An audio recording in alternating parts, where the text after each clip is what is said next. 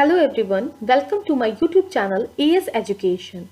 In this channel, you will get all type of educational content related to various competitive exams like UPPCSJ, BRPCSJ and other state services exams, UPSC, UGC NET, CLAT and other entrance exams. So stay tuned and connected with my channel and please like, share and subscribe to my channel and hit the bell icon to get notified to various informative videos. Thank you. Hello everyone, आज इस video के माध्यम से हम ये discuss करेंगे कि UGC net paper second law का क्या पैटर्न होगा, कैसे प्लानिंग होगी, इसका सिलेबस क्या होगा, हमें क्या स्ट्रैटेजी रहेगी कि हम सक्सेसफुली इसे फर्स्ट अटेम्प्ट में क्रैक कर सकें। तो हम देखते हैं कि यूजीसी नेट पेपर 1 में टीचिंग एंड रिसर्च एप्टीट्यूड के 50 क्वेश्चन आते हैं, 2-2 नंबर के 100 मार्क्स के। नॉट ओनली अगर हम अपडेटेड सिलेबस के अकॉर्डिंग देखें तो अभी सिर्फ टीचिंग एंड रिसर्च एप्टीट्यूड ही नहीं आता, इसमें इन्वायरमेंटल लॉ से थोड़ा सा आते हैं, इन्वायरमेंट से रिलेटेड आता है, कॉम्प्रिहेंशन से आता है, रीजनिंग एप्टीट्यूड, इन सबको मिला के 50 क्वेश्चन होते हैं 2-2 नंबर के 100 मार्क्स के। पेपर 2 लॉ के भी 100 क्वेश्चन होते हैं 2-2 नंबर के 200 मार्क्स के। टोटल मार्क्स होते हैं 300 मार्क्स। क्वालिफाइंग मार्क्स जो होता है फॉर असिस्टेंट प्रोफेसर जो होता है 55 to 65% होता है, और अगर आपको जेआरएफ क्वालिफाई करना है तो 70% और अबव आपको लाना पड़ेगा। जेआरएफ क्वालिफाई करने का फायदा ये होता है कि अगर आपको पीएचडी करनी है तो आपको गवर्नमेंट फंडिंग से स्कॉलरशिप मिलती है, तो आप थोड़ी और मेहनत करेंगे और जेआरएफ क्रैक कर लेंगे तो आप पीएचडी करेंगे तो you will get a huge good amount of scholarship through out your PhD. अब जो मैं स्ट्रैटेजी आपको बताने जा रही हूँ ये आपके लिए बहुत ही बेनिफिशियल रहेगा और आप इस पर ट्रस्ट कर सकते हैं, क्योंकि इसी स्ट्रैटेजी की हेल्प से मैंने जेआरएफ क्रैक करा था in the very first attempt in the year 2019। तो आप इस स्ट्रैटेजी को फॉलो करें और that will be very helpful for you. अब किसी भी एग्जाम को क्रैक करने से पहले हम इसको एग्जाम का पैटर्न देखना जरूरी होता है। तो यूजीसी नेट जो होता है या एनटीए नेट लॉ पेपर में जो सवाल आते हैं वो किस टाइप के होते हैं, पहले हम ये देखते हैं। फर्स्ट टाइप ऑफ क्वेश्चन होते हैं assertion and reasoning type question. जैसे कि आप स्क्रीन पे देख सकते हैं कि असर्शन है and there is a reason, तो यहाँ पे कोड्स दिए हुए हैं, आपको असर्शन के बेसिस पे रीजन लगाना है और कोड सेलेक्ट करना है। तो that could be a one type of question जो कि इस पैटर्न पे आस्क किया जाता सकता है आपका इस पेपर में। Then second type of question हो सकता है मैच द फॉलोइंग, लाइक आपको एक साइड में डॉक्ट्रिन दे रखी है, एक साइड में केस दे रखा है, आपको उसको मैच करना है। तो इसके लिए आपको थोड़ा कंसेप्चुअल अंडरस्टैंडिंग होनी जरूरी है, आपने थोड़ा इन डेप्थ पढ़ा है तभी आप इस तरह के क्वेश्चन को सॉल्व कर पाएंगे। देन आता है आपका code based statement based question, यानी कि आपका जैसे कि इस क्वेश्चन में देख सकते हैं आपको 4 स्टेटमेंट दिए गए हैं और आपको कुछ कोड्स दे रखे हैं, उसमें आपको करेक्ट ऑप्शन चूज करना है। तो ये भी एक पैटर्न है क्वेश्चंस का पूछने का एनटीए नेट का। देन आता है आपका कोड बेस्ड क्रोनोलॉजिकली बेस्ड। और जो क्रोनोलॉजिकल बेस्ड क्वेश्चन होता है, लाइक आपको ये 4 केसेस फॉर एग्जांपल आपको स्क्रीन में जो दिए गए हैं, जो 4 केसेस दे रखे हैं, आपको इसका ईयर याद होना चाहिए। अगर इसके लिए थोड़ा सा मेमोरी बेस्ड है, आपको याद अच्छे से याद भी करना होगा कुछ फैक्ट्स को। अगर आपको याद होंगे तभी आप इसको सॉल्व कर पाएंगे क्रोनोलॉजिकली, अदरवाइज आपको थोड़ा भी गलती हुई तो आपका पूरा आंसर रॉन्ग हो जाएगा। तो केस बेस्ड अप्रोच में आपको थोड़ा इन डेप्थ स्टडी करनी पड़ेगा और याद भी करना पड़ेगा। तो ये भी एक पैटर्न है क्वेश्चन का। देन ये जो है, ये जो टिप्स मैंने दी है, that is a beginner guide to crack paper 2 law, ये मेरी अपनी टिप्स हैं। इसको आप इम्प्लीमेंट कर सकते हैं अगर आपको ठीक लगे तो, और ये आपको हेल्प करेगा इन अचीविंग योर टारगेट। तो पहला तो ये है कि go through the syllabus provided in this video. आगे आपको वीडियो में देखने को मिलेगा सिलेबस क्या है अभी आपका अपडेटेड। देन सेकंड है आपको read the bare act thoroughly. जो भी सिलेबस में दे रखा है, पर्टिकुलर एक्ट दे रखे हैं, आपको बेयर एक्ट को थोरोली पढ़ना है, क्योंकि आपको बेयर प्रोविजन पूछे जाते हैं इस एग्जाम में। तो बेयर प्रोविजन अगर आपको याद होंगे तभी आप कर पाएंगे, अगर आपको याद नहीं है तो वो सवाल आपका गलत हो जाएगा। Then analyse and solve the previous year question papers. आपको प्रीवियस ईयर क्वेश्चन पेपर को एनालाइज करना है और उसको सॉल्व भी करना है। ये आपके लिए हेल्पफुल होगा कि आपसे कैसे आगे भविष्य में सवाल पूछे जा सकते हैं। ये और कभी कभी ऐसा भी होता है जो प्रीवियस ईयर क्वेश्चन पेपर्स में जो क्वेश्चन पूछे गए हैं वो रिपीट भी हो जाते हैं इन फ्यूचर एग्जाम, तो ये भी एक हेल्पफुल होगा। और उसके साथ साथ जो भी टॉपिक आप पढ़ें उसके साथ as much as you can solve MCQ as much as you can. जितना चाहें आप जितना कर सकते हैं उतना आप एमसीक्यू को सॉल्व करें उस पर्टिकुलर टॉपिक पे। वंस यू आर डन, जब आप ये सब कर लें, आप अपने आप को एसेस करें। एसेस करें कैसे करेंगे? जब आपने जो एमसीक्यू को सॉल्व किया है, जो प्रैक्टिस की है, या आपने जो भी मॉक टेस्ट पेपर कहीं से लिए हैं, मॉक टेस्ट किए हैं, उसमें जो भी आपकी मिस्टेक्स हैं, जो भी गलत क्वेश्चंस हैं, उसको कोई भी हाईलाइटर या कोई एक मार्कर लें, उसमें आप रॉन्ग क्वेश्चन को हाईलाइट कर लीजिए या टिक कर लीजिए, फिर उसको फिर से सॉल्व करिए, उसको फिर से रिवाइज करिए, ताकि भविष्य में जब पेपर में आप एग्जाम के टाइम में आपसे वही सेम मिस्टेक ना हो। तो इस एग्जाम के लिए आपको हर एक टॉपिक को इन डेप्थ स्टडी करने की जरूरत नहीं है। मैं आपको आगे बताऊंगी वीडियो में कि किन किन टॉपिक को आपको थोड़ा सा कंसेप्चुअल अंडरस्टैंडिंग के साथ पढ़ना है, थोड़ा इन डेप्थ करनी है, और कुछ कुछ को फैक्चुअली आपको पढ़ लेना, सिर्फ बेयर प्रोविजन या सिर्फ केस लॉस पढ़ लेने हैं। तो हर एक चीज को आप नहीं पढ़ सकते हैं, और आपको इसमें रटना जरूरी नहीं है। ऑल्दो लॉ एक ऐसा सब्जेक्ट है, आपको कुछ कुछ चीजें रटनी होती है, लेकिन समझ के रटेंगे, ये समझ के आप उसका मल्टीपल टाइम रिवीजन करेंगे तो आपको मेमोरी में ज्यादा रिटेन रहेगा और आप बेटर परफॉर्मेंस कर पाएंगे in future in the exam. ठीक है, तो आपकी स्मार्ट स्ट्रैटेजी होनी चाहिए। क्वेश्चंस का पैटर्न आप अगर देखें तो पैटर्न जो होता है वो क्वेश्चंस रिपीट भी होते हैं काफी तौर पे, और अगर रिपीट भी नहीं होते तो जैसे कि हमने पहले देखा इसमें वीडियो से पहले कि किस टाइप के क्वेश्चन पूछे जाते हैं, like assertion based, assertion reasoning based, code based, statement based या मैच द फॉलोइंग, इस तरह के सवाल होते हैं। यही सिमिलर जो पैटर्न है ये फॉलो किया जाएगा आगे के एग्जाम में भी। ठीक है, अब अगर आपका अभी नोटिफिकेशन नहीं आया है, जैसे कि आप अभी एग्जाम हुआ है कंडक्ट, अभी उसका रिजल्ट भी नहीं आया है, ठीक है, नवंबर वाले एग्जाम का अभी रिजल्ट नहीं आया, तो अभी नोटिफिकेशन आने में भी टाइम है दूसरा, और एग्जाम होने में आपके पास 4 से 5 महीने जितने मिनिमम हम मान के चल रहे हैं। तो इस टाइम पीरियड में आपको स्मार्टली और स्ट्रैटेजिकली आपको प्लानिंग करके अपना यूनिट वाइज अच्छे से प्रिपेयर करना है, ताकि आपकी सक्सेस की जो पॉसिबिलिटी है 100% तक हो जाए। तो इसके लिए यही है, आपको मल्टीपल टाइम रिवीजन करना पड़ेगा। Revision is the key to success, ये आप हमेशा ध्यान रखिए। आप प्लानिंग करें, ठीक है, जो मैं प्लान बता रही हूँ इस तरह से आप चलें, और प्लानिंग ही नहीं करनी है, आपको इंप्लीमेंट भी करना है। आपको एग्जाम पॉइंट ऑफ व्यू से सिस्टमैटिकली पढ़ना है, क्योंकि वास्ट सिलेबस आप पूरा एकदम कवर नहीं कर सकते हैं, तो आपको प्लानिंग स्मार्टली करनी होगी। तो इस प्लानिंग को देखते हुए और स्ट्रैटेजी को अपनाते हुए आप यूजीसी नेट या जेआरएफ बहुत अच्छे से इजीली क्रैक कर सकते हैं in the very first attempt. तो इस वीडियो को एंड तक देखें ताकि आपको पूरी तरह से स्ट्रैटेजी समझ में आए।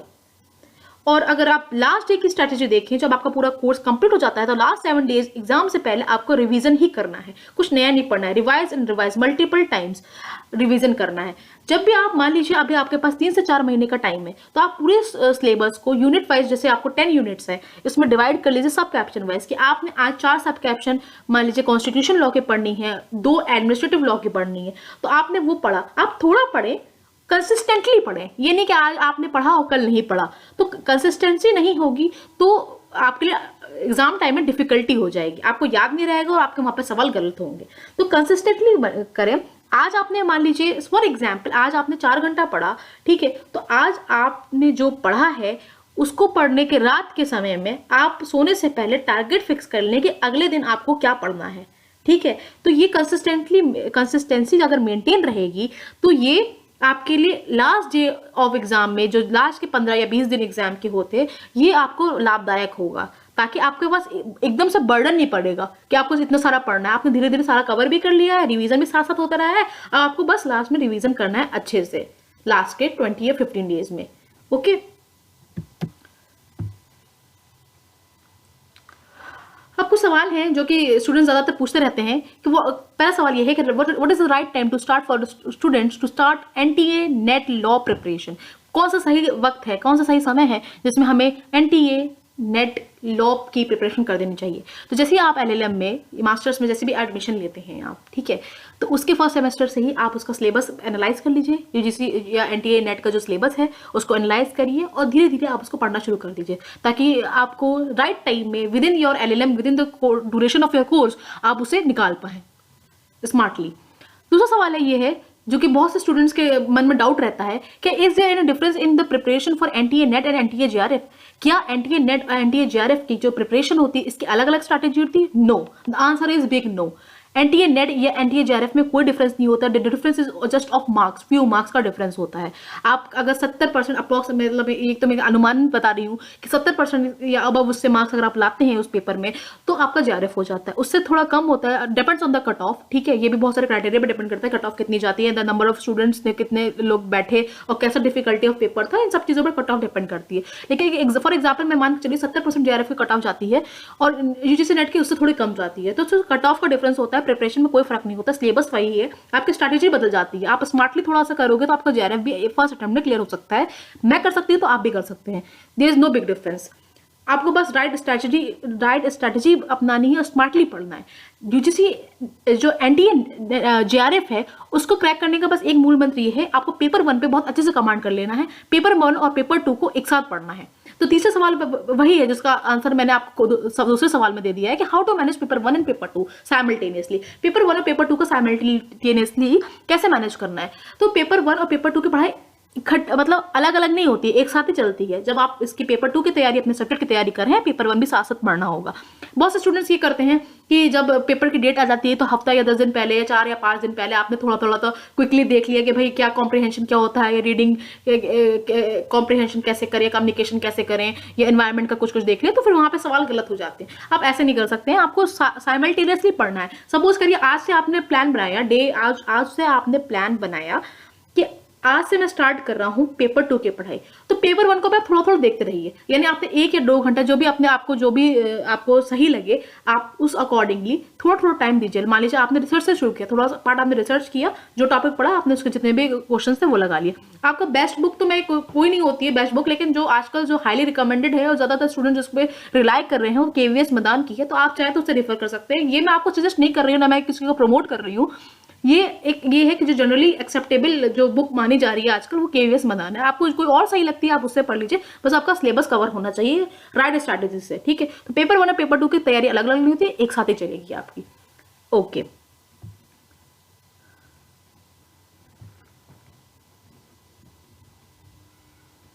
Now come to the syllabus. आपका जो पूरा सिलेबस है वो 10 यूनिट्स में डिवाइडेड है। पहली यूनिट है ज्यूरिस्प्रूडेंस, ठीक है। ज्यूरिस्प्रूडेंस आपने बीएलएलबी के दौरान आपने पढ़ा होगा, सिलेबस नहीं भी पढ़ा हो तो ये थोड़ा रटने वाला इसका सिलेबस होता है, थोड़ा रटना पड़ता है। तो जब आप रटोगे तो 10 दिन पहले तो रट नहीं सकते हो, आपको थोड़ा पहले से पढ़ना होगा। तो आप यूनिट वाइज आप इसको अपने टाइम को डिवाइड कर लीजिए कि आज मैंने nature and sources of law या स्कूल्स ऑफ ज्यूरिस्प्रूडेंस पढ़ लिया है, उसको आपने आज पढ़ा, उसको कल या परसों में आपने रिवाइज कर लेना है।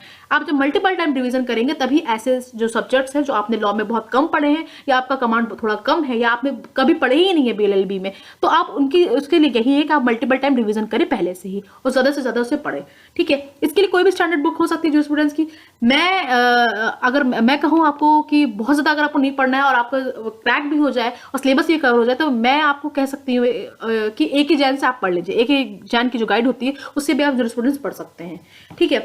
तो पहला है ये कि nature and sources of law, दूसरा है schools of jurisprudence, law and morality, concept of rights and duties, legal personality, concept of property ownership and possession, concept of liability. तो ये पहले जो 7 जो टॉपिक्स है ये आपको हर बुक में मिल जाएगा, एक जैन में मिल जाएगा, या जिस भी बुक्स आप पढ़ते हैं उसमें आपको ये मिल जाएंगे, कवर हो जाएंगे, और एमसीक्यू भी मिल जाएंगे आपको इजीली, ठीक है। लेकिन कुछ टॉपिक्स है लाइक लॉ एंड मोरालिटी, और या 8 सब कमीशन में देखेंगे law, poverty and development, global justice, modernism and post modernism. तो इसमें से बहुत ज्यादा सवाल नहीं बनते हैं, आपको थोड़ा थोड़ा ही पढ़ना है। तो यूजीसी नेट या एनटीए नेट पेपर 2 की जो लॉ की कोई भी स्टैंडर्ड बुक होगी उसमें अगर आप अपडेटेड कोई बुक लेंगे उसमें ये टॉपिक कवर होते हैं, उसमें से आपको थोड़ा सा उसमें टॉपिक पढ़ना है और सिर्फ एमसीक्यू लगा लेना है। यही राइट स्ट्रैटेजी है। आपको बहुत इंडेप्थ में नहीं पढ़ना है कि आप ग्लोबल जस्टिस का आपने पूरा लिया, आप इसमें तो पूरी किताब भी मिल जाएगी आपको, तो पूरी किताब तो नहीं पढ़ लोगे। तो स्मार्टली आपको पढ़ना है, आपने जो कंसेप्ट बनते हैं और जो सवाल बनते हैं आपको वो देखिए, प्रीवियस ईयर के क्वेश्चन देखिए, जो एक्सपेक्टेड क्वेश्चन है जो आप क्वेश्चन दे रखे हैं वो आप सॉल्व कर लीजिए। बस यही है, आपको ज्यूरिस्प्रूडेंस में बस इतना ही करना है। और only the key to success is revision, revision and revision. Now come to the second unit, that is constitutional and administrative law. Constitutional law तो आप लोगों ने पढ़ा ही होता है, बीएलएलबी में भी और एलएलएम में भी मोस्ट ऑफ द कॉलेजेस में फर्स्ट ईयर में पढ़ाया जाता है कॉन्स्टिट्यूशनल लॉ, ठीक है। तो अब इसमें स्ट्रैटेजी ये है कि जैसे आप देख लीजिए सब कैप्शन नंबर 1 में preamble, fundamental rights and duties, directive principle of state policy. तो इसकी 3 अप्रोच होता है। एक कंसेप्ट बेस होता है लाइक बेर एक्ट बेस, फिर उसका थोड़ा कंटेंट बेसिस पे, और केस लॉ बेस्ड। 3 अप्रोच है। तो प्रीएम्बल में आपका कंटेंट बेसिस, या फिर बेर एक्ट में तो कुछ नहीं होता है अवेलेबल प्रीएम्बल, आपको बुक से पढ़ना है, किसी भी स्टैंडर्ड बुक से आप पढ़ सकते हैं। आप कोई भी बुक हो जो भी आपने लॉ कॉलेज में पढ़ी हो, मैं कोई रिकमेंड नहीं कर रही हूँ, जो भी आपको सही लगे वो आप उस बुक से पढ़ लीजिए। प्रीएम्बल का कंसेप्ट पढ़िए, उसके जो लीडिंग केस लॉस है वो उसको पढ़िए, फंडामेंटल राइट के भी प्रोविजन पढ़िए, और लीडिंग केस लॉस उससे ज्यादातर पूछे जाते हैं, प्रोविजन भी पूछ लिया जाता है। ड्यूटीज में आपको बेसिकली आपको जो बेयर एक्ट की जितनी भी ड्यूटीज है, ड्यूटीज का आपको सीरियल नंबर पूछ लिया जाता है कि कौन सी ड्यूटी किस नंबर की है, कि बी में कौन सी है, सी में कौन सी है। हाँ ठीक है, तो ये पूछ लिया जाता है कौन से नंबर की कौन सी ड्यूटी। डायरेक्टिव प्रिंसिपल में भी आपको सिर्फ बेयर प्रोविजन पूछ लिए जाते हैं। तो आप ड्यूटीज और डीपीएसपी में आप सीधे सीधे बेयर एक्ट से पढ़ लीजिए, प्रीएम्बल ऑफ फंडामेंटल राइट्स में थोड़ा आप बुक से पढ़ेंगे। देन आता है union and state executive and their interrelationship. Union and state executive में आपको बेयर एक्ट से पूरे प्रोविजन पढ़ने हैं, सारे आर्टिकल्स देखने हैं अच्छे से, और उसमें जो प्रेसिडेंट का पार्ट है और गवर्नर का पार्ट है उसको अच्छे से पढ़ना है, उसका केस लॉ को एनालाइज करना है। Then come to the union and state legislature and distribution of legislative power. Legislative powers को और उसके अंदर जो डॉक्ट्राइन्स है उसको थोड़ा सा कंटेंट को आपको अच्छे से पढ़ना है बुक से, और पूरे प्रोविजन भी देखने हैं बेयर एक्ट से। जुडिशरी में क्या होता है, आपको ना सिर्फ यूनियन जुडिशरी पढ़ना है बट स्टेट जुडिशरी भी पढ़ना है, मींस सुप्रीम कोर्ट के प्रोविजन भी एंड हाई कोर्ट के प्रोविजन भी पढ़ने हैं आपको जुडिशरी में, ठीक है। और उसके जो इंपॉर्टेंट केस लॉज है उनको भी ध्यान में रखना है। देन इमरजेंसी प्रोविजन में क्या होता है, इमरजेंसी प्रोविजन आपको मतलब यूनियन एंड स्टेट इमरजेंसी दोनों ही पढ़नी है, उसके प्रोविजन तो पढ़ने ही पढ़ने हैं, लेकिन इमरजेंसी में आपको बुक से भी कंटेंट पढ़ना है कि उसमें कौन से अमेंडमेंट से क्या चेंजेस आए हैं इमरजेंसी प्रोविजन में। देन 6th 7th वाला जो पार्ट है कि temporary transition and special provision in respect of certain state, election commission of India, इसमें सिर्फ आपको बेयर एक्ट से रीड आउट कर लेना है और जो क्वेश्चंस बनते हैं एक्सपेक्टेड क्वेश्चंस है उसको सॉल्व कर लेना है, सिर्फ आपको इतना करना है। तो कॉन्स्टिट्यूशन लॉ में आपको सिर्फ कुछ पॉइंट्स में कुछ एरियाज में आपको बुक से पढ़ना है और बाकी जगह से आपको बेयर एक्ट से रीड तो नहीं कहूंगी, आपको थोड़ा बार बार मेमोराइज करना होगा पढ़ पढ़ के, वो प्रोविजन को आपको याद कर लेना है और क्वेश्चंस को सॉल्व करना है। देन आपका अगर एडमिनिस्ट्रेटिव लॉ में देखती हूँ तो 8, 9, 10 पॉइंट में एडमिनिस्ट्रेटिव लॉ में आपको कुछ भी बेयर एक्ट तो नहीं होती है एडमिनिस्ट्रेटिव लॉ की, तो आप बेसिकली किसी बुक से ही पढ़ोगे। तो मैं ये रिकमेंड करूंगी किसी बहुत मोटी बल्कि बुक पे मत जाए। ये 3 जो सब कैप्शंस हैं आपको, अगर किसी आपको यूट्यूब पे या कहीं पे ऑनलाइन सोर्सेज में आपको कोई वीडियो मिलती है तो आप उसको देख के कर सकते हैं। अब बेहतर ये है कि यूजीसी नेट पेपर 2 की जो बुक आती है उसमें जो सिलेबस कवर किया होगा एडमिनिस्ट्रेटिव लॉ का और जो उसके एमसीक्यूज है उसको आप सॉल्व कर लें, क्योंकि इसमें सिर्फ ज्यादातर केस लॉ और कंसेप्ट बेस्ड क्वेश्चन ही बनते हैं। Okay, now come to the third unit जो है आपकी, that is public international law and international human right law. तो ये वाला जो यूनिट है ये आप लोग बीएलएलबी में बहुत अच्छे से तो नहीं पढ़ते हैं और बहुत आपको थोड़ा कंफ्यूजिंग भी लगता है इसमें, ठीक है। तो इसके लिए क्या है, ओनली इसकी कि आप पहले से पढ़ेंगे और उसको मल्टीपल टाइम रिवीजन करें। तो इसमें यह है कि international law, definition, nature and bases, ठीक है, sources of international law, recognition of state and government, nationality, immigrant, refugees and internally displaced person. तो जो इंटरनेशनल लॉ, सोर्सेस, रिकॉग्निशन, इसमें क्या होता है, इसमें ना आपका सेइंग्स पूछ लेते हैं कि जूरिस्ट की कौन से सेइंग्स हैं, ठीक है। सोर्सेस में आपका सोर्सेस तो पूछते ही हैं, प्लस इसमें केस लॉ भी पूछते हैं, जो इंटरनेशनल लॉ के केस लॉज हैं। आईसीजे का कौन सा केस लॉ है, पीसीआईजे का भी कोई केस लॉ है उसको भी पूछ लेते हैं। रिकॉग्निशन में कुछ डॉक्ट्रिन्स भी हैं, उन डॉक्ट्रिन्स को भी आपको देखना पड़ेगा। तो ये पहले जो 3 है इनको तो आपको दिमाग में रखना होगा, और आप इसके लिए भी आप AK जैन की जो गाइड आती है इंटरनेशनल लॉ की, आप उसको भी रिफर कर सकते हैं। ये मैं आपको सिर्फ एक सजेस्ट कर रही हूँ, आप बाकी आपके पास कोई स्टैंडर्ड बुक अगर आप पढ़ सकते हैं या कोई शॉर्ट नोट्स है या कहीं से भी आप जहां से पढ़ते हैं आप उसको पढ़ना, लेकिन उसको थोड़ा ये तीनों सब कैप्शन को थोड़ा थोरली पढ़ लीजिएगा, इससे सवाल बनते हैं। जो 4th सब कैप्शन है आपका nationality, immigrants, refugee and internally displaced person, इसमें आप यूजीसी नेट पेपर 2 की जो बुक में जो भी कंटेंट दे रखा है आपको उसको सिर्फ एक बार रीड आउट करना है और एमसीक्यूज को सॉल्व कर लेना है। देन एक्सट्रेडिशन असाइलम में भी आपको जो बुक में अवेलेबल होगा पेपर 2 की, उसमें से आपको सिर्फ एमसीक्यूज कंसेप्ट पढ़ के सॉल्व कर लेना है। देन आता है United nation and it's organ. ये वाला जो एरिया है थोड़ा ये वास्ट हो जाता है, क्योंकि इसमें आपको यूएन चार्टर से भी सवाल बनते हैं, और यूएन चार्टर आपको पता है थोड़ा बल्कि है, आपको आर्टिकल्स याद करने होते हैं, इसके ऑर्गन से भी सवाल बनते हैं। इफ यू वांट कि मैं इस पे वीडियो बनाऊं तो do comment in the comment box, okay. और फिर आता है सेटलमेंट ऑफ इंटरनेशनल डिस्प्यूट, इसमें ज्यादा सवाल नहीं बनते हैं क्योंकि इंटरनेशनल डिस्प्यूट तो बहुत सारे होते हैं, सेटलमेंट का मैकेनिज्म पूरा तो नहीं पूछ सकते, तो आपको बस ये सिलेक्ट करना है कि कहाँ से क्या सवाल कितना बन सकता है। वेटेज को देखिए, कहाँ से जितने सवाल बनते हैं आपको उतना अच्छे से उसको पढ़ना है। देन आता है वर्ल्ड ट्रेड ऑर्गेनाइजेशन। आपको पूरा ये नहीं कि आप पूरा स्ट्रक्चर पढ़ने बैठ जाओ, वर्ल्ड ट्रेड ऑर्गेनाइजेशन का आपको किसी भी जो यूजीसी पेपर 2 की जो लॉ में की बुक में जो दे रखा होगा थोड़ा सा कंटेंट वर्ल्ड ट्रेड ऑर्गेनाइजेशन, पहले उसकी हिस्ट्री, उसकी ओरिजिन और उसका तो थोड़ा डिस्प्यूट मैकेनिज्म सेटलमेंट जो है उसको थोड़ा सा देख के क्वेश्चंस को लगा लेना है आपको। देन आता है international humanitarian law, convention and protocol. अगर आप ह्यूमैनिटेरियन लॉ को देखेंगे तो ये अपने आप में एक बहुत वास्ट लॉ है, लेकिन इंटरनेशनल ह्यूमैनिटेरियन लॉ में आपको बेसिकली सिर्फ जो कन्वेंशन है लाइक जेनेवा कन्वेंशन है या कोई भी और कन्वेंशन है और प्रोटोकॉल है उनको आपको याद रखना है, तो उसको आपको देखना पड़ेगा। देन आता है implementation of human rights law challenges. तो ये इसमें तो सवाल ज़्यादा नहीं बनता है क्योंकि चैलेंजिंग तो है, क्योंकि ह्यूमन राइट लॉ इंप्लीमेंट तो हो नहीं रहा है, तो इसके चैलेंजेस तो है, इसमें सवाल बहुत ही कम बनने के चांसेस है। आपका बेसिकली कन्वेंशन और प्रोटोकॉल से ज़्यादातर सवाल बनते हैं।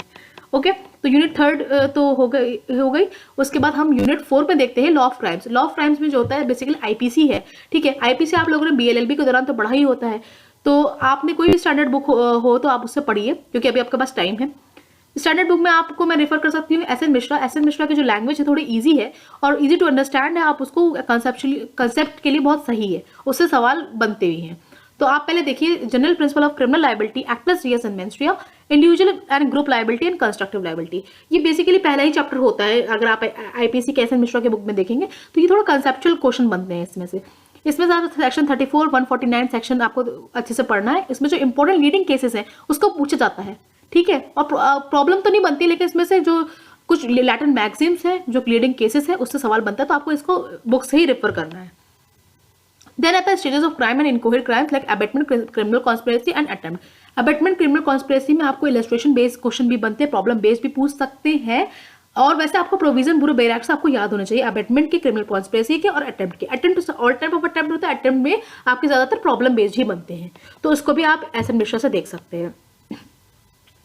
Then come the general exceptions. General exceptions को आपको बेयर एक्ट से तो पढ़ना ही पढ़ना है, और अगर देख लीजिए बुक में अगर कुछ जो प्रॉब्लम्स हैं आपको उसको प्रॉब्लम्स को देख लेना है। देन आता है ऑफेंसेस अगेंस्ट ह्यूमन बॉडी। जो ये जो ऑफेंसेस अगेंस्ट ह्यूमन बॉडी वाला जो चैप्टर है, चैप्टर 16, ये बहुत ही थोड़ा वाइड चैप्टर है, ठीक है। इसमें तो सवाल तो बनते ही बनते हैं और ये थोड़ा बल्कि भी हो जाता है, क्योंकि इसमें कंफ्यूजिंग क्वेश्चंस भी होते हैं कि कौन सा ऑफेंस कब किस में कन्वर्ट हो जाता है। लाइक फॉर एग्जांपल, कब कल्पेबल होमिसाइड माना जाएगा, कब मर्डर माना जाएगा, कब ग्रीवियस हर्ट होगा, कब सिंपल हर्ट होगा, कब नेग्लिजेंस होगा, तो कौन सा ऑफेंस किस में कन्वर्ट हो रहा है उसके लिए आपको थोड़ा बेसिक अंडरस्टैंडिंग होनी चाहिए। तो आपको ये किताब से पढ़ना पड़ेगा, प्रोविजन भी देखने पड़ेंगे एंड लीडिंग केस लॉ भी देखने पड़ेंगे। तो ये थोड़ा वाइड टॉपिक है, आपको इसको थोड़ा अच्छे से देखना पड़ेगा। Then offences against state and terrorism, offences against property. Offences against state and terrorism को आपको सिर्फ बेयर प्रोविजन देख लेना है, बेयर एक्ट से, और उसके अलावा कुछ नहीं पढ़ना है। सिर्फ प्रोविजन देख लीजिए, इंपॉर्टेंट प्रोविजन जो है आप उसको देख लीजिए बस, कि कौन सा सेक्शन किससे डील करता है। देन ऑफेंसेस अगेंस्ट प्रॉपर्टी जो है चैप्टर 17, ये भी थोड़ा ह्यूमन बॉडी के बाद ये थोड़ा बड़ा चैप्टर है, इसको आपको बुक से ही देखना है, एस.एन. मिश्रा से आप देख लीजिएगा। और इसके जो पनिशमेंट्स आपको याद रखने हैं, और जो भी इसकी इलस्ट्रेशन जो भी दे रखी है बेयर एक्ट में, आपको इलस्ट्रेशन बहुत अच्छे से याद होनी चाहिए। Okay, and the leading case law wherever available. And जो offence against women and children and drug trafficking and counterfeiting, ठीक है। ऑफेंसेस अगेंस्ट पब्लिक ट्रैंक्विलिटी, ठीक है। इन तीनों को आपको सिर्फ बेयर एक्ट से बेयर प्रोविजन पढ़ लेने हैं। कि ऑफेंसेस अगेंस्ट वुमेन चिल्ड्रन में आपको जो क्रिमिनल लॉ अमेंडमेंट एक्ट 2013 का है और 2018 की जो प्रोविजन वुमेन्स के अगेंस्ट ऑफेंसेस है उनको भी आपको थोड़ा ध्यान में रखना है। और ड्रग ट्रैफिकिंग और जो पब्लिक ट्रैंक्विलिटी से रिलेटेड है आपको सिर्फ बेयर प्रोविजन पढ़ लेना है बेयर एक्ट से, आईपीसी की। और जो पॉइंट नंबर 10 है theories and kind of punishment compensation to the victims of crime. Theories को आपको बुक से पढ़ना है, क्योंकि इसमें कंसेप्ट बेस्ड क्वेश्चन पूछे जाते हैं कि कौन सी थ्योरी कहाँ पे किस प्रॉब्लम में एप्लीकेबल होगी। इसमें कोई रटिफिकेशन नहीं है, इसका कोई सेक्शन नहीं होता है, आपको थ्योरीज को थोड़ा अच्छे से पढ़ना पड़ेगा, इसमें से सवाल पूछा जा सकता है। तो बेसिकली आपको लॉ ऑफ क्राइम में समझ में आया होगा कि आपको कहाँ से क्या पढ़ना है। आपका सबसे बड़ा जो चैप्टर है ह्यूमन बॉडी का है और against property, offences against property है, इसको तो आपको पढ़ना ही है अच्छे से। बाकी जहाँ पे बेयर प्रोविजन वाला है उसको आपको 2-4 बार गो थ्रू कर लेना है बेयर एक्ट से, ठीक है। कहाँ पे पनिशमेंट है, प्रॉपर्टी और human body and general exceptions को थोड़ा अच्छे से देखना है। Actor serious mens rea, individual and group liability, abetment conspiracy के प्रोविजन को अच्छे से देखना है, और कहाँ पे लीडिंग केस लॉज है उसको भी थोड़ा बुक से देख लीजिएगा। इफ यू वांट आप थोड़े छोटे छोटे बुलेट नोट्स बना सकते हैं कि लास्ट डेज के रिवीजन में आप रिवाइज कर पाए। Now come to the unit 5th, law of torts and consumer protection. Law of tort तो आप लोगों ने बीएलबी में सब नहीं पढ़ा होता है, तो ये इतना डिफिकल्ट भी नहीं है, आप किसी भी स्टैंडर्ड बुक से पढ़ सकते हैं। अगर आपको बहुत ही जल्दी है और आपको क्विकली पढ़ना है तो एक ही जैन की जो गाइड होती है उससे भी आप लॉ ऑफ टॉर्ट को गो थ्रू कर सकते हैं, वो भी सफिशिएंट होगी, और एमसीक्यू आप सॉल्व कर सकते हैं। इसमें बेसिकली कुछ ज्यादा कुछ नहीं है। Nature and definition of tort, definition है उसको देख लीजिए, नेचर देख लीजिए, general principles of torturers liability जो कि होता है इंजुरियस एंड डैमनो, डैमेज एंड इंजुरिया, इन छोटे छोटे प्रिंसिपल्स हैं, उस पर जो लीडिंग केसेस हैं उनको केसेस को जरूर देखिएगा, जनरल डिफेंसेस देख लीजिएगा। स्पेसिफिक टॉर्ट में भी आपका सवाल बनने के चांसेस ज्यादा हो जाते हैं, negligence, nuisance, trespass and defamation, इसमें सवाल बनने के चांसेस ज्यादा हो जाते हैं और केस लॉ बेस्ड होते हैं, ठीक है। देन रिमोटनेस ऑफ डैमेजेस में बहुत बड़ा तो नहीं है, थोड़ा बहुत सा कंसेप्ट है, इसमें 2-4 लीडिंग केसेस है, उसको देख लेना। स्टेक एंड एब्सोल्यूट लायबिलिटी में आपका मेन केस जो है रायलैंड वर्सेस फ्लेचर का है, भोपाल गैस ट्रेजेडी का एब्सोल्यूट लायबिलिटी में, एमसी मेहता का भी एब्सोल्यूट लायबिलिटी में। आपको इसके कुछ प्रिंसिपल को देख लेना, पूरा नहीं पढ़ना है, ठीक है। तो आप कुछ टॉपिक्स के लिए आप एक ही जन को गो थ्रू कर सकते हैं।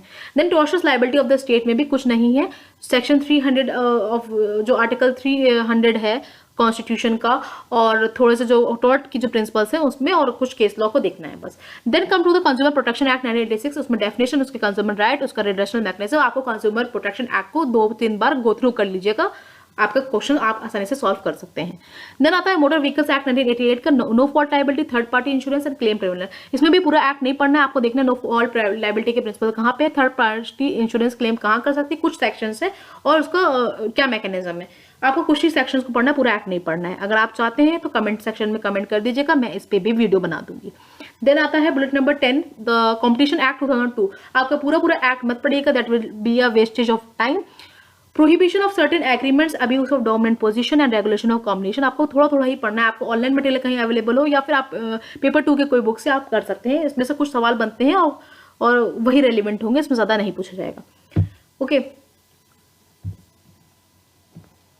Now come to the unit 6, that is commercial law. Commercial law आप लोगों ने वैसे भी बीएलबी में थोड़ा अच्छे से नहीं पढ़ा होता, ज्यादातर लोगों ने, जिसका एलएलएम में होगा तो उन्होंने तो पढ़ा होगा, लेकिन कमर्शियल लॉ को ज्यादा अच्छे से क्लियरिटी नहीं होती ज्यादातर स्टूडेंट की, हो भी सकती है, तो थोड़ा सा डिफिकल्टी आती है। ज्यादातर लोग बच्चों का सवाल ये रहता है कि कमर्शियल लॉ को क्या अप्रोच रहेगा, क्योंकि कंपनी लॉ अपने आप एक वाइड है, नेगोशिएबल इंस्ट्रूमेंट एक्ट क्या हमें पूरा पढ़ना है, तो ये लोगों के दिमाग में सवाल होता है। तो कॉन्ट्रैक्ट तो आपने पढ़ा ही होता है, कॉन्ट्रैक्ट की जो भी स्टैंडर्ड बुक से आपने पढ़ा है, ठीक है, आप उसको गो थ्रू कर सकते हैं, like essential elements of contract. और बेरेट को तो आपको पढ़ना ही पढ़ना है, ये तो बट नेचुरल, बेरेट को तो आप एलिमिनेट कर ही नहीं सकते। Essential elements of contract, E contract, breach of contract, frustration of contract, void and voidable agreements. Void and voidable agreements है, इसमें सवाल ज्यादा बनते हैं और ये कंफ्यूजिंग भी होता है, कौन सा एग्रीमेंट वॉइड होगा, कौन सा वॉइडेबल होगा, इन प्रोविजन को आपको देखना है। फ्रस्ट्रेशन ऑफ कॉन्ट्रैक्ट में आपके बेसिकली जो लीडिंग केसेस हैं उससे पूछा जाता है। ब्रीच ऑफ कॉन्ट्रैक्ट की जितनी भी सेक्शन 73 से 75 के बीच में जितनी भी इलस्ट्रेशन है, जितनी भी प्रोविजन है, आपको अच्छे से पढ़ लेना है। स्टैंडर्ड फॉर्म ऑफ कॉन्ट्रैक्ट और क्वाजी कॉन्ट्रैक्ट, क्वाजी कॉन्ट्रैक्ट में जो सेक्शन 68 से 72 तक जितनी भी प्रोविजन है उसको अच्छे से पढ़िएगा, ठीक है। स्पेसिफिक कॉन्ट्रैक्ट जो है bailment, pledge, indemnity, guarantee and agency, इसमें आपको सारे सेक्शंस नहीं पढ़ने हैं, आपको बेसिक कंसेप्ट पढ़ना है। अगर कहीं भी लीडिंग केस मिलता है तो आपको वो कर लेना है और कुछ इंपॉर्टेंट प्रोविजन ही पढ़नी है। Okay, now come to the sales of good act. Sales of good act के आप 2 से 3 बार रीडिंग लगा लीजिए, सिर्फ एक्ट पढ़ना है, बुक लेके मत बैठ जाना, सिर्फ एक्ट की 1-2 बार रीडिंग कर लेना। ओके, पार्टनरशिप में लिमिटेड लायबिलिटी पार्टनरशिप के कुछ प्रोविजन को ही याद देखना है आपको, तो उसको एक बार छोटा सा एक्ट आप गो थ्रू कर लेना। फिर आता है नेगोशिएबल इंस्ट्रूमेंट एक्ट, आता है आपका 1881, इसको पूरा एक्ट नहीं पढ़ना है आपको। जो लास्ट के प्रोविजन है सेक्शन 146 ऑनवर्ड जो आए हैं और जो न्यूली एडेड प्रोविजन है जो 2018 के अमेंडमेंट से जुड़े हैं, आपको उसको थोड़ा सा ध्यान में रखना है, उससे सवाल बन सकता है। Okay, now come to the company law. Company law आपको पूरा एक्ट 2013 का नहीं पढ़ना है, आपको कुछ प्रोविजन पढ़ना है, लाइक इनकॉर्पोरेशन ऑफ कंपनी में आपको किसी भी स्टैंडर्ड बुक से या जहां से भी आपका मटेरियल अवेलेबल हो, आपको इनकॉर्पोरेशन ऑफ कंपनी का पूरा जो मैकेनिज्म है, जो है थ्योरी, उसको पढ़ लेना है। और इसमें लीडिंग केसेस आपसे पूछ लेते हैं, लाइक सोलोमन वर्सेस सोलोमन, ली वर्सेस ली, ठीक है, इस तरह के केसेस पूछ लेते हैं। प्रोस्पेक्टस में जितने भी प्रोविजन है कंपनीज एक्ट 2013 में, उसके प्रोविजन को पढ़ना है। शेयर्स डिबेंचर के जहां जहां प्रोविजन है और उनको शेयर्स और डिबेंचर्स में क्या क्या डिफरेंस है, क्या क्या कितने तरह के शेयर्स होते हैं, ये पूछा जा सकता है। ओके, देन कंपनी लॉ में डायरेक्टर एंड मीटिंग्स बहुत ही इंपॉर्टेंट टॉपिक है। डायरेक्टर एंड मीटिंग से बहुत सारे सवाल बनते हैं और जितने भी प्रोविजन है कंपनीज एक्ट 2013 में, जितने भी प्रोविजन है डायरेक्टर्स और मीटिंग से रिलेटेड, आपको उसको याद होने चाहिए। और इसमें लीडिंग केस लॉ भी पूछते हैं, तो इस टॉपिक को आप थोड़ा अच्छे से गो थ्रू कर लेना। अब आता है CSR, that is corporate social responsibility. इसमें से ज्यादा सवाल नहीं बनते हैं, आप जो भी UGC नेट या NTA की जो पेपर 2 की जो भी बुक होगी उससे थोड़ा सा कंसेप्ट समझिए और 2-4 सवाल बनते हैं, आप उसको सॉल्व कर लीजिएगा। So that's it for unit 6। Now come to the 7th unit, that is family law. Okay, तो फैमिली लॉ में क्या होता है, आपका अप्रोच दोनों का डिफरेंट होगा, हिंदू लॉ का अलग होगा, मुस्लिम लॉ का अलग होगा, दोनों मिला के ही फैमिली लॉ हम बोलते हैं। इसमें सोर्सेज एंड स्कूल होते हैं, तो सोर्सेज एंड स्कूल तो दोनों को अलग अलग पढ़ लेना कि कौन से सोर्सेज फैमिली लॉ मुस्लिम लॉ के हैं, कौन से हिंदू लॉ के हैं, और स्कूल्स पे देख लेंगे। उसमें बहुत ज़्यादा डिटेल में नहीं जाना है, आपको बस देख लेना कितने कितने सोर्सेज किसके हैं, क्या ऑर्डर है सोर्सेज का, ठीक है, और कौन से स्कूल किसका क्या थॉट है, ठीक है। अब marriage and dissolution of marriage, तो थोड़ा जो है इसको अच्छे से पढ़ना होगा, इसमें से सवाल पूछे जाते हैं both in Hindu law and Muslim law. तो मैरिज में जो है आपका ज्यादातर केस लॉ पे भी डिपेंड करता है, और हिंदू मैरिज एक्ट आपको रीड आउट कर लेना है अच्छे से। जो हिंदू लॉ के जितने भी 4 एक्ट है उसको अच्छे से गो थ्रू आपको कर लेना है, क्योंकि कोडिफाइड लॉ है, इसमें से प्रोविजन वाइज सेक्शन वाइज आपको पूछा जाता है। ओके, फिर देन आ जाता है matrimonial remedies, divorce and theories of divorce. Theories of divorce जितने भी है हिंदू लॉ में आपको उसको भी गो थ्रू करना है। Process of divorce in Muslim law वो भी पूछना है, एंड द लीडिंग जो केस लॉस आए हैं उसको भी आपको देखना है।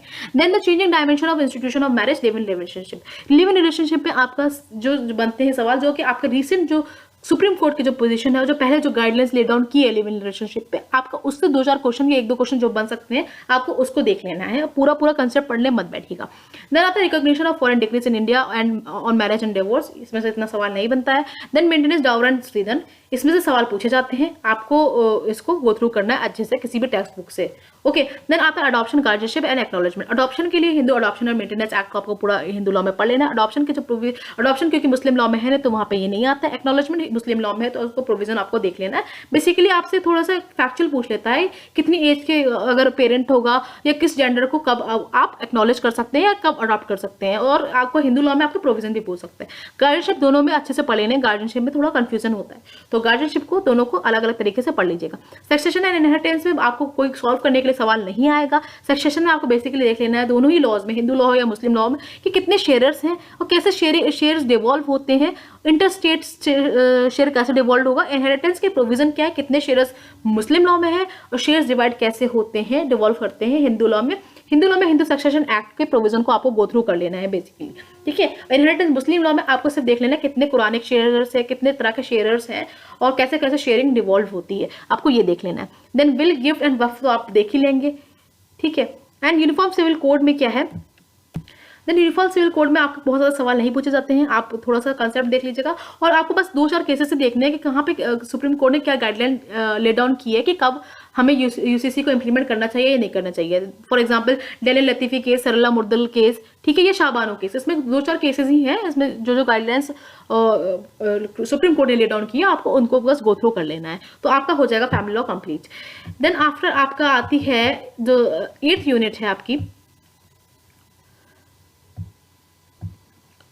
Environmental law and human rights law. ये भी स्टूडेंट्स का ये भी सवाल होता है कि इन्वायरमेंटल लॉ कैसे पढ़ें, ठीक है। इन्वायरमेंटल लॉ में आपको किसी बुक को उठा के पूरा इन डेप्थ स्टडी नहीं करनी है। इन्वायरमेंटल लॉ में आपको बेसिकली जो बेयर प्रोविजन है उसको गो थ्रू करना है। पहले ही आप सब कैप्शन देख सकते हैं, meaning and concept of environment and environmental pollution, तो इसको आपको इन्वायरमेंटल प्रोटेक्शन एक्ट में पहले ही सेक्शन 2A और B क्लॉज में दे रखा है कि इन्वायरमेंट क्या होता है, इन्वायरमेंटल पोल्यूशन क्या होता है। आपको इसमें इन डेप्थ नहीं जाना है, कहाँ पे क्या पूछा गया, क्या इंक्लूड करता है, आपने वो पढ़ लिया। फिर इंटरनेशनल इन्वायरमेंटल लॉ, उसके कॉन्फ्रेंसेस को से सवाल बनते हैं, आपको कॉन्फ्रेंसेस को याद होने चाहिए। Then constitution and legal framework for protection of environment in India, तो कॉन्स्टिट्यूशन एंड लीगल फ्रेमवर्क जो होता है उसमें आपके कॉन्स्टिट्यूशन के प्रोविजन और उसमें जो इंपॉर्टेंट लीडिंग केस लॉज है सुप्रीम कोर्ट की, वो भी आपको याद होने चाहिए, उसको पढ़ लीजिएगा अच्छे से, उसमें सवाल बनते हैं। फिर एनवायरमेंटल इंपैक्ट असेसमेंट का क्या लॉ है इंडिया में, वो भी आपको याद होना चाहिए, आपको पता होना चाहिए। तो इसमें थोड़ा सा प्रोविजन है, थोड़ा सा आप देख सकते हैं। बाकी एनजीटी जो है, एनजीटी से सवाल पूछा जा सकता है, एनजीटी कब बनी, एनजीटी के चेयरपर्सन कौन है, प्रेजेंट किस तरह का स्ट्रक्चर है, उसका फॉर्मेशन है, और इस एक्ट के अकॉर्डिंग थोड़ा प्रोविजन देख लीजिएगा। हो गया आपका एनवायरमेंटल लॉ। देन 6 आता है concept and development of human rights. Human rights में आप तो एक अपने आप में एक ब्रांच ऑफ लॉ है, तो आप उसको पूरा इन डेप्थ तो नहीं पढ़ सकते किसी किताब को लेके, लेकिन आप किसी भी स्टैंडर्ड बुक से या फिर आप चाहिए एक ही जन्म जितना दे रखा है आप उसका कंसेप्ट पढ़िए और उसके सवाल को सॉल्व कर लीजिए। Universalism and cultural relativism, international bill of rights भी जो है ह्यूमन राइट्स से आने से पहले का मैकेनिज्म था, यूडीएचआर से आने से पहले का मैकेनिज्म था, तो वो भी उसी में कवर हो रहा है। देन आता है group rights, women, children, person with disabilities, elderly person, minorities and weaker section. इसमें क्या होता है, आप अपने इंडियन कॉन्स्टिट्यूशन के प्रोविजन को भी देखेंगे कि यूडीएचआर में कहाँ का वुमेन, चिल्ड्रन या डिसेबल या एल्डरली पर्सन या माइनॉरिटीज इन सब के जो है या जो 2 प्रोटोकॉल्स हैं उनको देख लेंगे, उनके प्रोविजन, प्लस आप इंडियन कॉन्स्टिट्यूशन को भी ध्यान में रखेंगे, वुमेन के या चिल्ड्रन के इन सब के प्रोविजन कहाँ दे रखे हैं, ये ग्रुप राइट्स कहाँ है। देन आता है सब कैप्शन 10 जो protection and enforcement of human rights in India.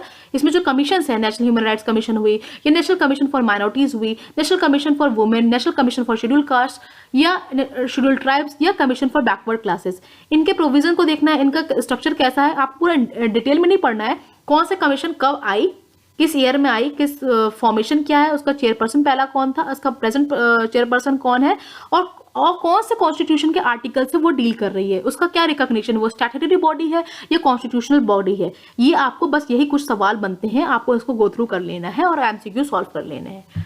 Okay, then आती है आपकी that is 9th unit, intellectual property rights and information. ठीक है, आप टेक्नोलॉजी के लॉ में देखेंगे तो पहले देखेंगे आपको इंटेलेक्चुअल प्रॉपर्टी राइट में आपको सिर्फ आईपीआर या बेयर एक्ट से कुछ प्रोविजन पढ़ने हैं, बुक को लेकर मत बैठ जाना क्योंकि इतना पॉसिबल नहीं है, अगर आपको एमसीक्यू सॉल्व करना है। Consider meaning of intellectual property, theories of intellectual property, ये दोनों आप थोड़ा बुक से देख सकते हैं कि समझने के लिए किसी भी कंसेप्ट को और उसकी कोई क्या थ्योरीज हैं। ठीक है, ये देख लेंगे। Intellectual convention pertaining to intellectual properties, इसके कन्वेंशन थोड़ा सा देख लीजिएगा। देन जो 4 सब कैप्शंस है, copyright and neighbouring rights, subject matter limitation, exceptions, infringement remedies, या फिर पेटेंट का हो गया, पेटेंटेबिलिटी है या उसका procedure of granting patent, limitation, exceptions, infringement and remedies, या आप देख लीजिए ट्रेडमार्क का हो गया। तो ये जो ट्रेडमार्क हो गया या 7th का सब कैप्शन में देख लीजिए, प्रोटेक्शन ऑफ ज्योग्राफिकल इंडिकेशन, ये सब में जो particular act like copyright act है या पेटेंट एक्ट है या ट्रेडमार्क एक्ट है, इनके पर्टिकुलर प्रोविजन को देख लीजिए कि कौन सा आपका रजिस्ट्रेशन डील कर रहा है, कौन सा प्रोसीजर से डील कर रहा है, कौन सा लिमिटेशंस है, कौन सा इन्फ्रिंजमेंट्स है, क्या रेमेडीज है। आपको कुछ पर्टिकुलर सेक्शंस को आपको गो थ्रू करना है। Okay, like biodiversity and traditional knowledge है ना, इसको थोड़ा सा गो थ्रू कर लेना है, बायोडाइवर्सिटी एक्ट को। ठीक है, तो इंटेलेक्चुअल प्रॉपर्टी आपको लॉ जो है आपको बेयर एक्ट से थोड़ा सा प्रोविजन देख लेना है। Okay, according to syllabus. Then आता है आपका 9th information technology law. Information technology, ये मत सोचिएगा कि आईटी एक्ट 2000 का आपको पूरा बेयर एक्ट याद करना है, ऐसा कुछ नहीं है। ठीक है, इसमें जितना सिलेबस में दे रखा है, like for example digital signature कहाँ पर डिफाइंड है, वो क्या होती है वो आपने देख लिया। Electronic signature, electronic governance, electronic records, duty of subscriber, यहाँ ये जो भी प्रोविजन जहाँ पे थोड़ा दे रखे हैं आपको उसको गो थ्रू करना है।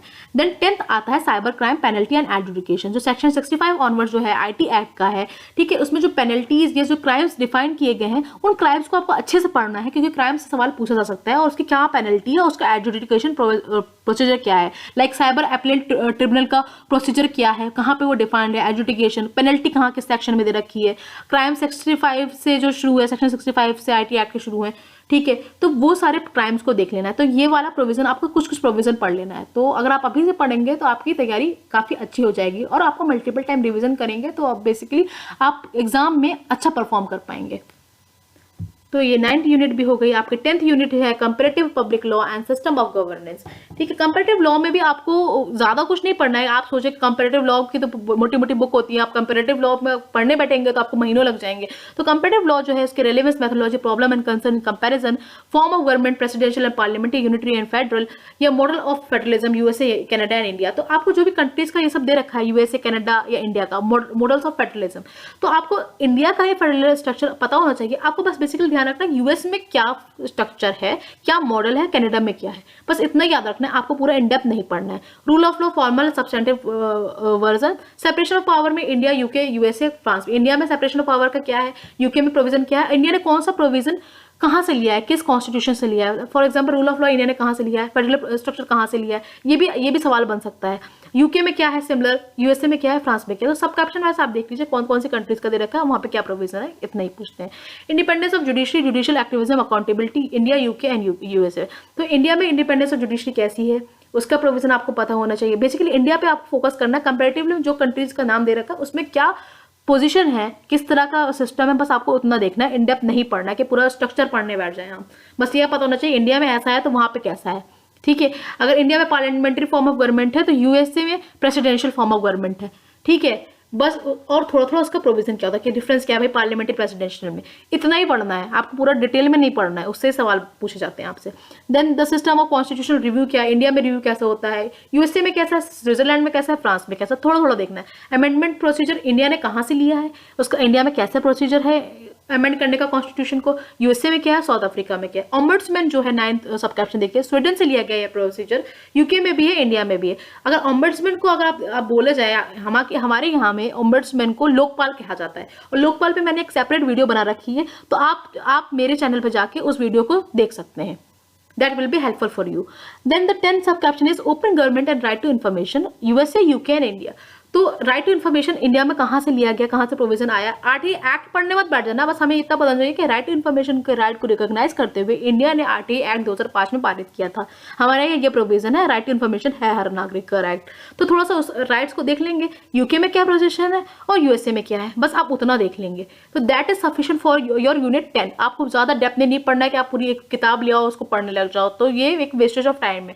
तो जितना भी मैंने आपको यूनिट वाइज आपको बताया, ये एक स्मार्ट स्ट्रैटेजी है। अभी से आप पढ़ोगे, उसके एमसीक्यू सॉल्व करोगे, मल्टीपल टाइम रिवीजन करेंगे, तो ये आपके लिए हेल्पफुल होगा आपको फर्स्ट टाइम में यूजीसी नेट या जेआरएफ को क्रैक करने में।